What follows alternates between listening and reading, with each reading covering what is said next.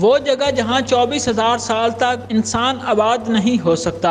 26 April 1986 میں Ukraine میں تاریخ کا بدترین ایٹمی حادثہ اس وقت ہوا جب چرنوبل ایٹمی پاور پلانٹ میں دھماکہ ہوا۔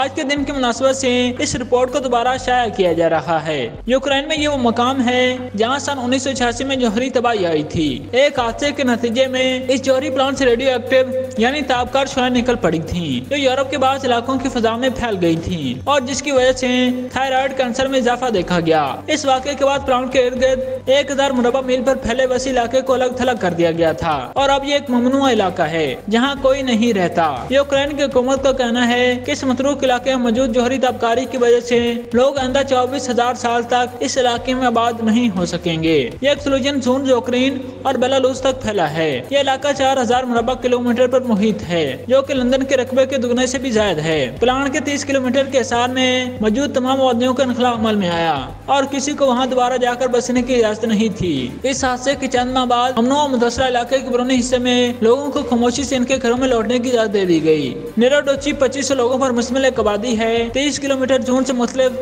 اس تقریباً غیر آباد علاقے میں آمد و رفت رکنے کے لیے چیک پوائنٹس موجود نہیں ہیں۔ اس تابکاری سے متاثرہ علاقے پر کڑے قوانین لاگو ہوتے ہیں اور یہاں کی زمین کو کاشتکاری کے لیے استعمال نہیں کیا جا سکتا اور نہ ہی اس کو آباد کیا جا سکتا ہے۔ آج نقشے پر یوکرین کے اس حصے کو 2 حصوں یعنی آلودہ یا صاف میں تقسیم کرنا آسان نہیں ہے۔ ریسرچ سے ظاہر ہوتا ہے کہ چرنوبل حادثے کے بعد کی صورتحال بہت پیچیدہ ہے اور یہاں کا جغرافیہ نیروڈوچی پر لاگو ہونے والے ڈو ناٹ ٹچ یعنی ہاتھ مت لگائی جیسے کڑے قوانین سے زیادہ عجیب اور دلچسپ ہے۔